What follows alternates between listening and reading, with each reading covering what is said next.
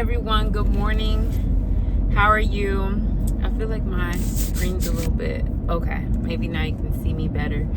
But it's your girl Tally back again. And you guys don't know this yet, but definitely been going through it with a friend of ours. I say he's a friend, but definitely became family over the years, and I refer to him as my brother. Like if anyone were to say, "Oh, do you know this person?" I'm like, "Yeah, that's my brother." So we've been facing that. You know, he unalived himself, whatever that means. You know, that's the phrase that they use nowadays, and it's been tough, guys. It's been so tough, and through it all, and I'm getting through it, but through it all, I don't know. For some reason, death makes you think about, or tragedy, however, it makes you think about other things in your life, other aspects of your life, and it could be things that are unrelated. So I feel like maybe even, you know, God is even using this because it's hitting me harder than I thought it would. You know, like when I first got the news, I was very calm about it, a little shooken up, but definitely calm. But now it's just as it unfolds, you know, a week and a half after, it's hurting more. And I feel like God's using this to just identify areas in my life that needs change and everything. And one of those areas are kindness. Guys, I think people who know me would say that I have a loving heart, I have a giving heart, you know, things of that sort. And that is true. Like I do have that in me, you know, and I do have that kind, that loving nature definitely in me, and I have compassion for others and stuff. But on the other hand, right with it, you know, there's certain times where I can be not gentle enough with certain things I do, not being gentle, watching how certain things come off. And I'm sure you guys can see that, and even the way I make these videos, because sometimes we're talking about really sensitive topics and maybe I'm a little bit too forceful with that. So and I know sometimes it's needed, so I'm not going to say I'm not going to be that way. It's just a matter of knowing when and how to use it, which is called gentleness. Knowing, being strategic and kind about the way you say something. And for a long time, and if you're like me, and I know there's many people like this, we're like, oh, it's the truth, we just gonna say what we gotta say because it's the truth. And hey, listen, the truth hurt. Listen, the truth gonna sting no matter what. The truth is going to sting no matter what. No matter how you say it, if it's in fact the truth, there's going to be a little sting. So you might as well say it in the best way possible that someone is gonna receive it. It's still gonna hurt. Yes, we understand. But there's some of us, and us, I mean me, who have gotten off probably too much on the pleasure of making the truth sting, and we felt like we had so much moral high ground to do it because it's the truth, and the truth, and we understand like the truth is a powerful weapon, and the truth is good. The truth is good. And again, it really has nothing to do with my friend, my brother, my family's passing, because when I think about ways I've been unkind or just mean, it has nothing to do with him. That's not the type of relationship that we had. You know, I don't remember me ever being mean to him or nothing like that. So like I just said, it's just making me just want to be a better person. I don't know why, you know, but I guess it goes along with the fact that we don't know what people are going through, right? So you never want to be part of the reason that someone feels like they don't want to be here today, you know? So just being a kind person in general, in every life you come across, every life you touch, just being able to be that source of kindness, you know, I feel like it goes a long way. And even for you, like I'm really doing it for me, because it's like I spent so many years being, you know, being mean, and this is just a side effect of being bullied. So if you were a victim, you don't, it doesn't have to be bullying, it could be anything that you were a victim of. Some of those side effects, which I talk about all the time, is that you may become what you went through. You may become like what you went through, or you could just be like this mean person. You could be like this person who's not very pleasant to be around, because you let what you've been through consume you, and you haven't taken the time to heal from that. And I'm seeing that right now. I see some on my face, guys, it's bothering me. I'm seeing how, if I'm not able to understand what I'm understanding right now, if I'm not able to, sorry guys, if I'm not able to change this way, that it's going to affect me in areas of my life that are going to be, it's going to be very sad. It's not going to be good for me in a long run. Like the ways this is going to affect me, that it's going to be things that I want to see come to pass in my life, relationships that I want to have, I'm going to ruin them if I don't change those kind of ways about me.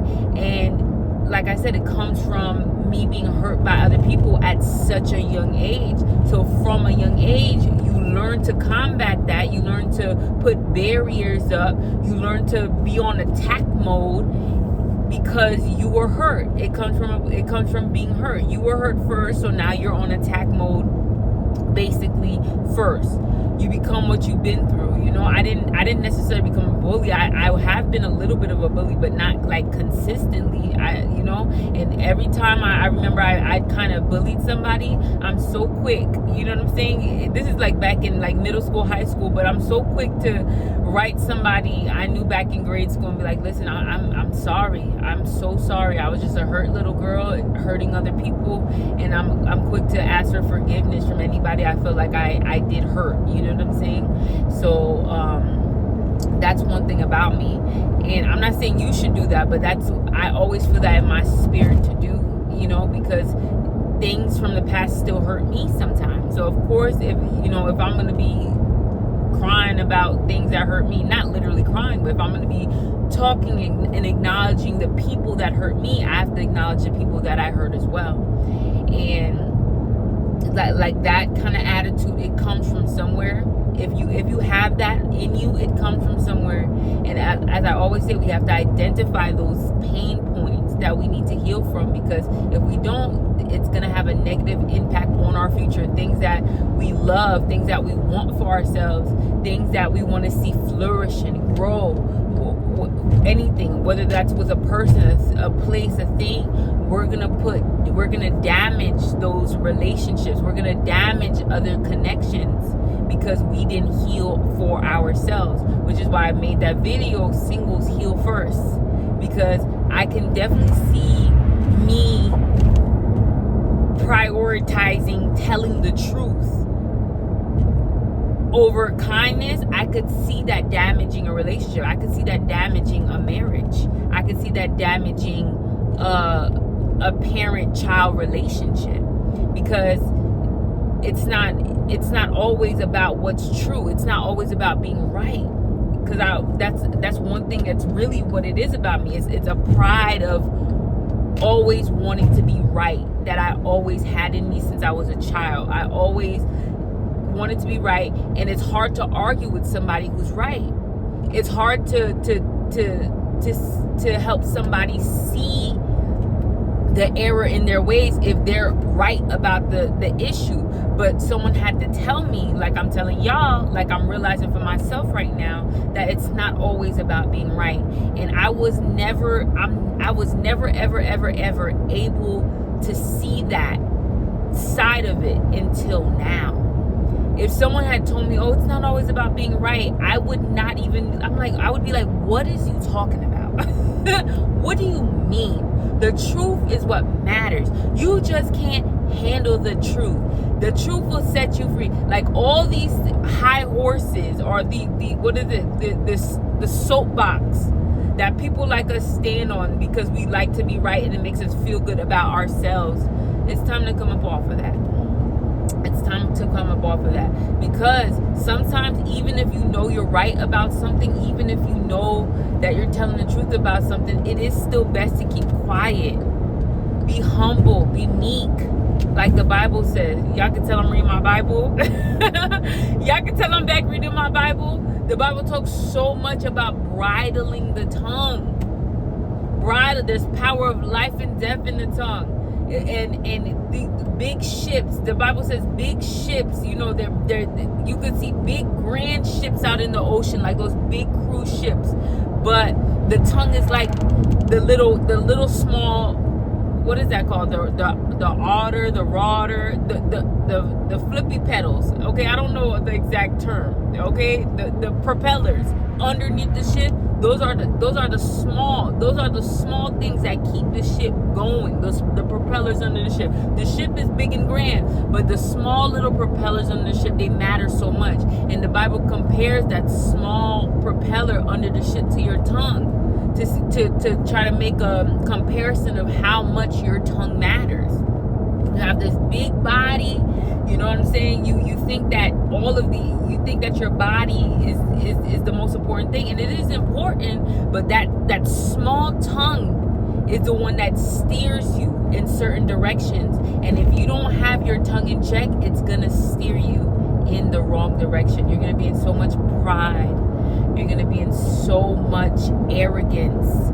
It's amazing how and where the tongue could lead you to, and how many situations and circumstances and relationships the tongue, if you don't understand how to control it, how things can break, how it could damage relationships.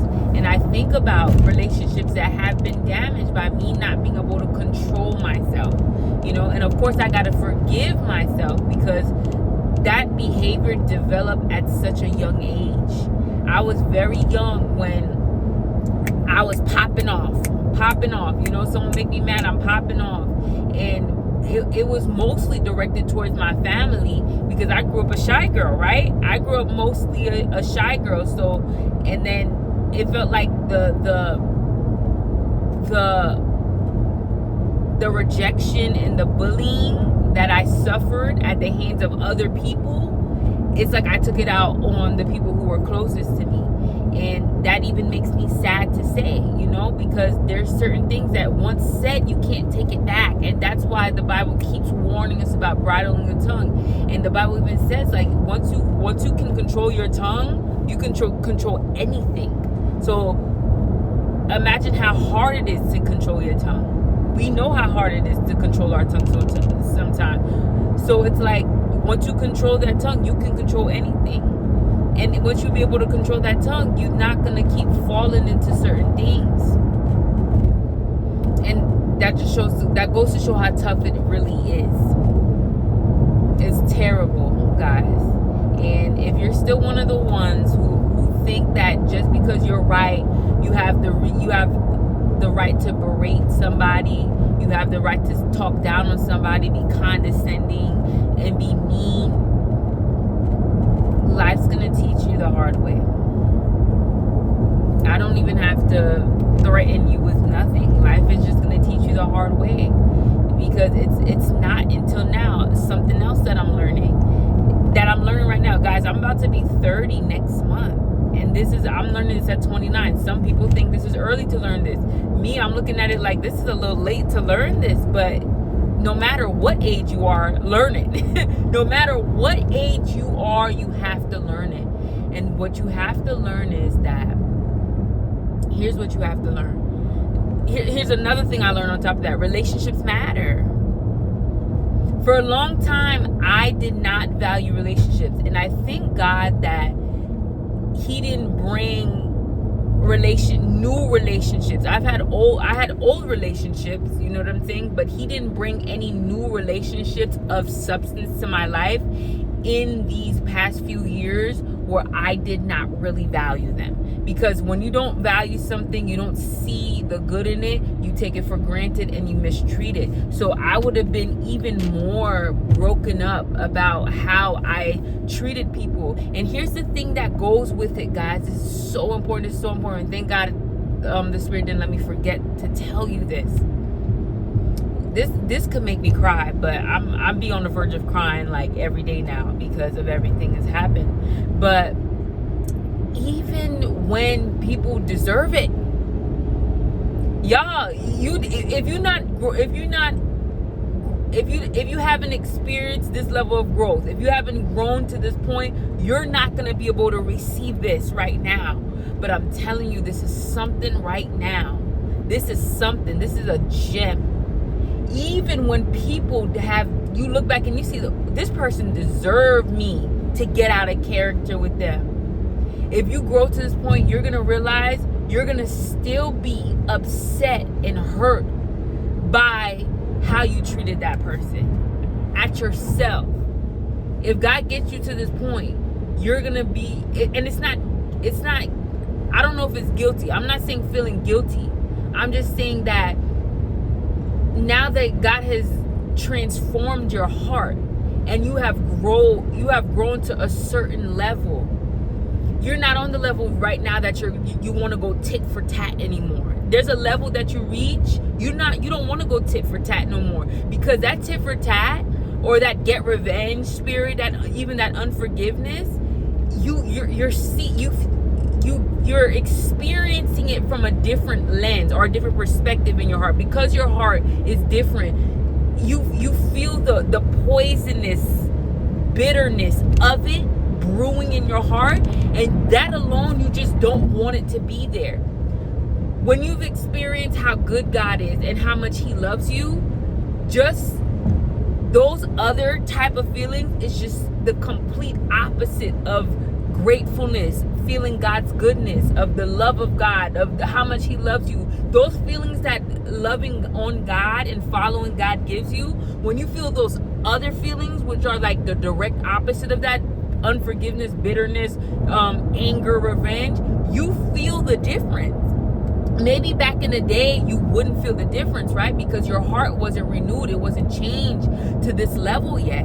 But once you get to this level, now you're starting to feel the extreme difference. And it is extreme difference of how angerness, unforgiveness, all that backbiting, bitterness, you feel how differently it feels. And it feels like inside of you, it feels heavy. It's such a burden. It feels like poison. It feels like it's weighing you down. So when you get to this point of understanding, it's like you want to let go of that stuff as soon as you can. I'm not saying it's easy.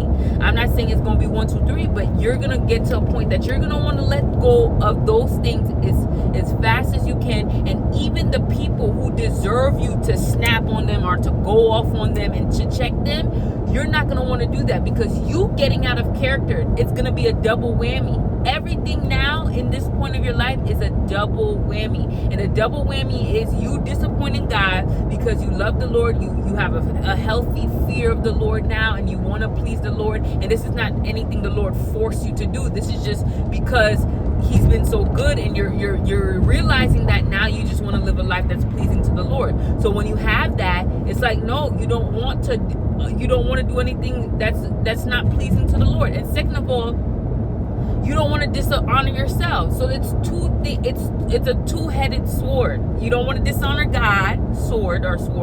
You don't. The two-headed sword is you don't want to dishonor God, and you don't want to dishonor yourself, because you've been doing good, and the things that you've been honoring yourself, honoring God with, it's been helping you, it's been growing you, it's been changing you.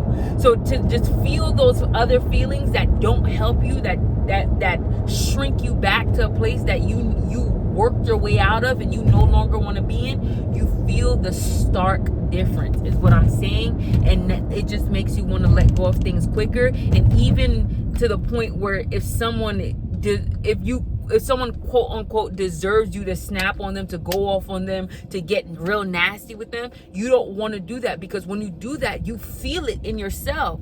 It's like you betraying yourself. You feel like you're coming out of character, and you're being something that you no longer are, or you never was. So you never were. We gotta speak good English on here, okay?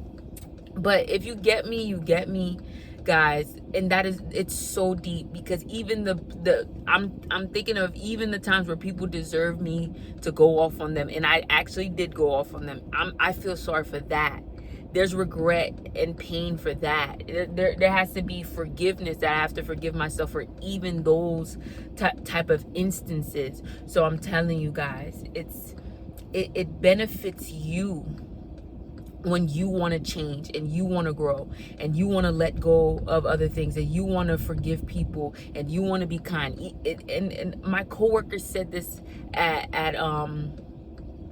at work yesterday, and this is a man, his family knows a lot about God, but he don't go to church, right? And I have a deep relationship with God, but currently I don't have a church that I go to. I want to go to a church, and I'm not doing enough work to find a church either, but I need to go to a church. I feel like that's important, and in the future I'm definitely planning on joining a church, but as of right now I'm not in a church. But another guy who I don't think he has that relationship with God yet, and there's been a lot of church hurt and people in his life that have disappointed him, but he has a lot of wisdom and knowledge as well.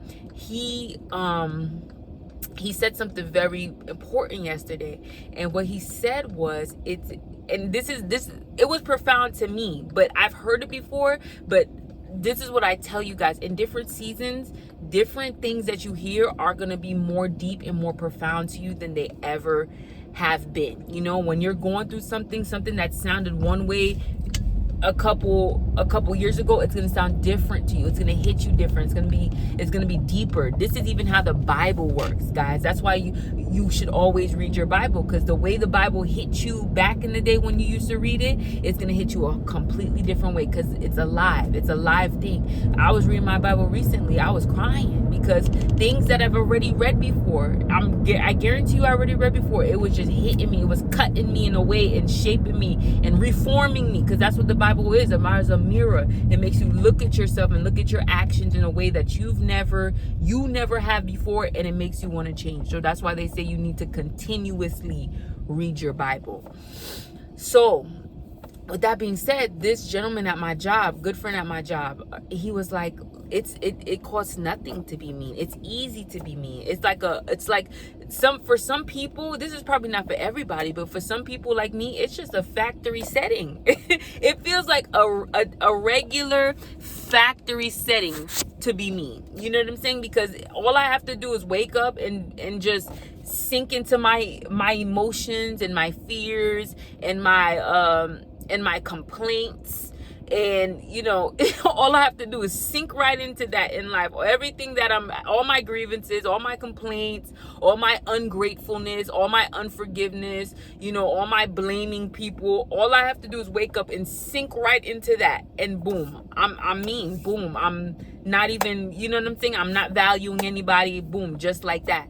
However, in order to be nice, especially for me, and to be pleasant even in the face of adversity, and to value people and relationships, and make sure I put my best foot forward, and I offer them my kindness, and kindness and niceness is different, but I offer them my kindness, my gentleness, my love, even after I spent so many years being bullied by not the same people, but different people. So I spent so many years feeling like, not valuing people because I felt like people treated me a certain type of way. So it's like me getting up and offering that side of me, even though you still have a possibility of mistreating me. That's tough.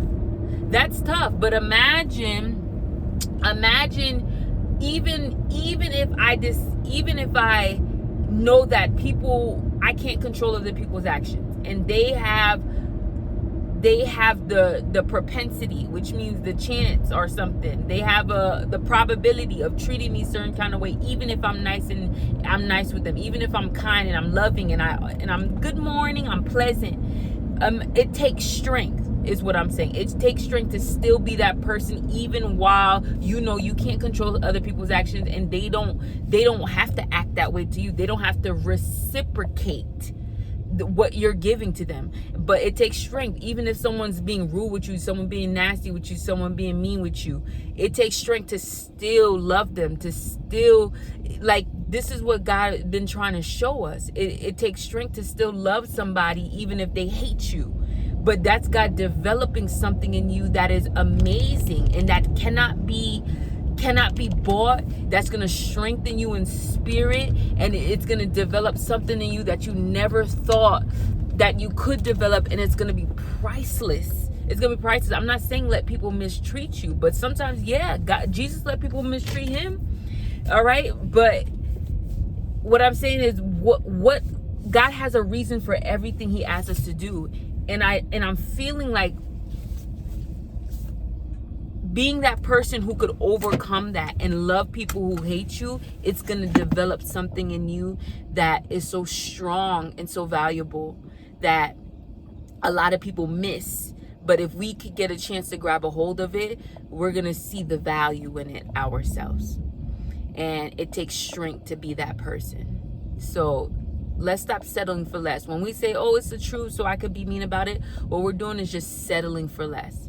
So let's no longer settle, and let's, again, like I always preach and teach, let's rise to our best self. And our better selves is doing the tough things, is staying calm and trusting in God, and still able to show love in times of adversity, in good times and bad times. So I'm here at work. I gotta go, guys, but I'll talk to you soon.